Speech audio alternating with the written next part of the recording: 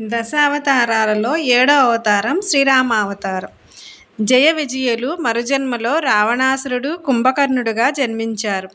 రావణాసురుడు లంకాధీశుడు, గొప్ప బలశాలి, తపస్సంపన్నుడు.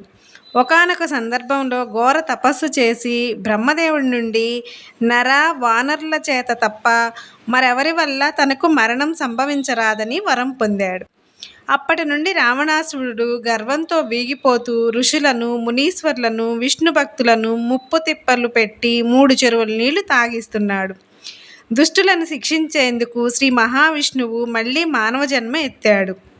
శ్రీరాముడిగా అవతారం దాల్చాడు. కోసల దేశరాజు దశరథుడు అయోధ్య ముఖ్య పట్టణంగా పరిపాలన సాగిస్తున్నాడు. ఆయనకు కౌసల్య, సుమిత్ర, కైకేయి అనే 3 భార్యలు. రామ, లక్ష్మణ, భరత, శత్రుఘ్నులు అనే 4 కుమారులు కలరు. సాక్షాత్తు శ్రీ మహావిష్ణువు అవతారం రాముడు. శంకు చక్రాలు, వాసుకి అనే శేషుడు మిగిలిన 3 అవతారాలు. 4 అన్నదమ్ములు అల్లారుముద్దుగా పెరిగారు. సకల శాస్త్రాల్లోనూ, అస్త్రశస్త్ర విద్యల్లోనూ ఆరితేరారు. ఒకనాడు విశ్వామిత్ర మహర్షి దశరథుని కొలువుకు వచ్చాడు. వస్తూనే, ఓ రాజా, నేనొక యాగాన్ని చేస్తున్నాను. రాక్షసులు ఆ యాగాన్ని సాగనీయకుండా అడ్డంకులు సృష్టిస్తున్నారు. యాగ సంరక్షణ కోసం శ్రీరాముణ్ణి నాతో పాటు పంపించు అని దశరథుడిని కోరాడు. పట్టుమని 12 ఏళ్లైనా నిండని శ్రీరాముణ్ణి విశ్వామిత్రునితో పంపడానికి తొలుత దశరథుడు అంగీకరించలేదు.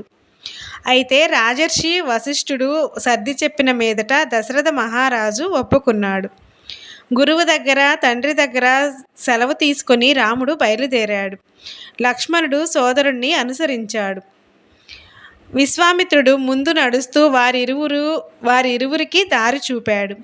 మార్గమధ్యలో శ్రీరామచంద్రుడు దుష్ట రాక్షసి తాటకిని చంపివేశాడు. విశ్వామిత్రుని యజ్ఞశాల సంరక్షణ భారాన్ని రామలక్ష్మణులు స్వీకరించారు.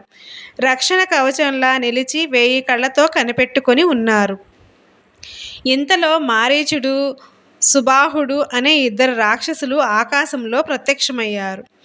రక్త మాంసాలను యజ్ఞశాలపై విసిరేందుకు యత్నించారు. రాముడు గురి చూసి వదిలిన బాణానికి సుబాహుడు రెక్కలు తెగిన పక్షిలా నేల కొరిగాడు. మారీచుడు ఎలాగో తప్పించుకొని వెళ్ళి అల్లంత దూరాన సముద్రపు ఒడ్డున పడ్డాడు. యజ్ఞం అడ్డు లేకుండా కొనసాగేందుకు సహాయపడిన రామలక్ష్మణులకు కొన్ని అస్త్రాలను అందించి మంత్రోపదేశం చేశాడు విశ్వామిత్రుడు. మిథిలా నగరానికి రాజు జనకుడు. జనక మహారాజు ముద్దుల కుమార్తె సీతాదేవి. గుణవతి రూపవతి అయిన సీతకు యుక్త వయస్సు వచ్చింది. జనకుని ఆధీనంలో శివధనస్సు ఉంది. అసాధారణమైన ఆ శివధనస్సును సీతాదేవి అతి చిన్న వయసులోనే ఎత్తింది. జనకుడితో సహా అందరూ ఆశ్చర్యపోయారు. జనకుడు తన ముద్దుల కుమార్తె సీతకు వివాహం జరిపించాలని సంకల్పించాడు. స్వయంవరం ప్రకటించాడు. ఎవరైతే శివధనస్సును ఎక్కువ పెడతారో ఆ రాకుమారునికి తన కుమార్తెనిచ్చి వివాహం చేస్తానని ప్రకటించాడు. ఆ ప్రకటన విశ్వామిత్ర మహర్షి చెవిన పడింది. రామలక్ష్మణులకు మాట మాత్రమైనా చెప్పకుండా వారిని స్వయంవర వేదిక వద్దకు తోడ్కొని పోయాడు. శ్రీరాముడు శివధనస్సును పెటిల్లుమని విరిచాడు. అన్నమాట ప్రకారం జనకుడు కన్యాదానం చేశాడు. సీతారామ కళ్యాణం కన్నుల పండుగగా జరిపించారు. సీతను వివాహం చేసుకున్న శ్రీరాముడు తిరిగి అయోధ్యకు వచ్చాడు.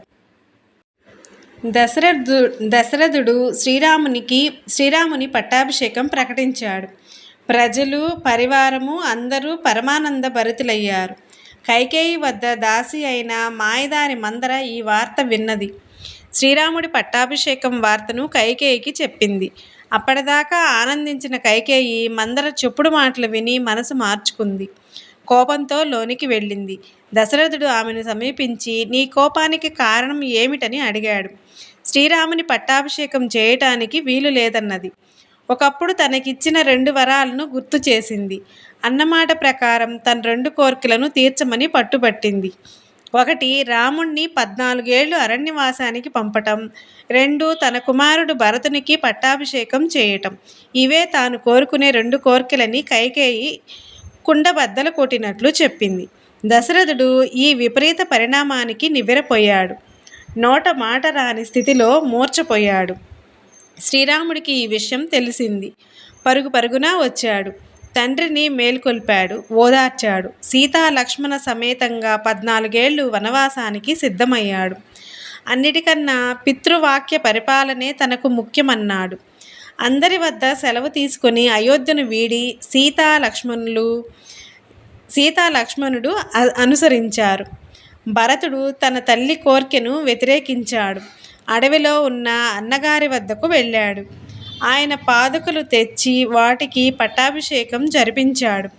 గోదావరి నదీ తీరంలో పంచవటి పర్ణశాల సీతారామ లక్ష్మణుల నివాసం. వనవాసాన్ని అలా కొనసాగిస్తున్నారు. ఒకనాడు శూర్పణఖ మారువేషంలో పంచవటి సమీపానికి వచ్చింది. అందాలు వలకబోస్తూ తనను వివాహమాడవలసిందిగా రామలక్ష్మణులు ఇరువురిని కోరింది. వారు అంగీకరించపోవటంతో భంగపడింది.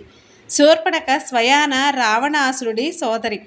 ముక్కు చెవులు కోయించుకున్న అవమాన భారంతో శూర్పణఖ లంకకు తిరిగి వెళ్ళింది.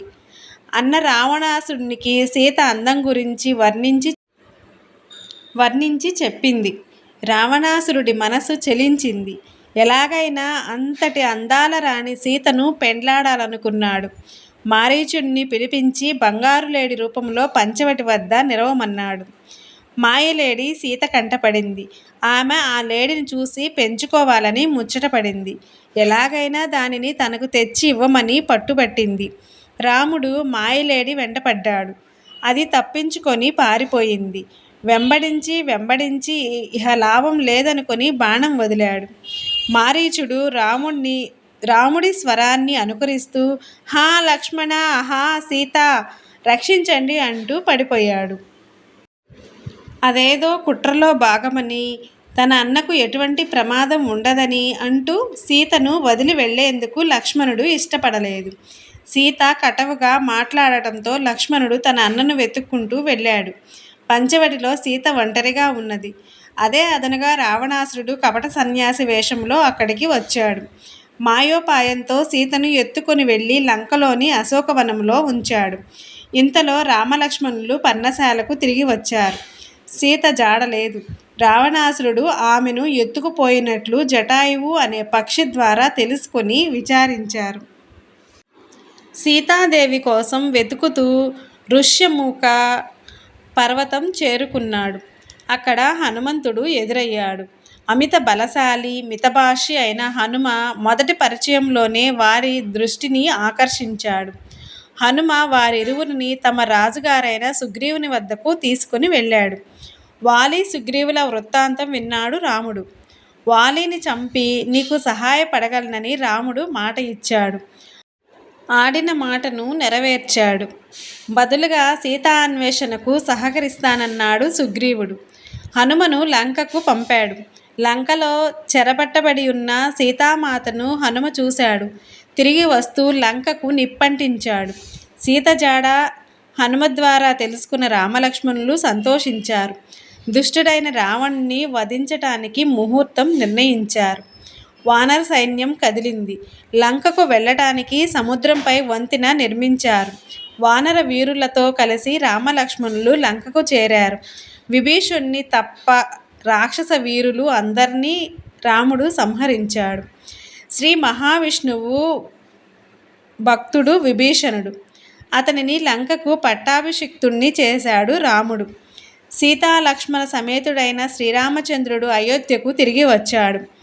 రాక్షస సంహారకుడైన రాముణ్ణి కోసల దేశానికి రాజుగా పట్టాభిషేకం జరిపించారు. ఇలా ఏర్పడిందే రామావతారం. దశావతారాల్లో 7వది.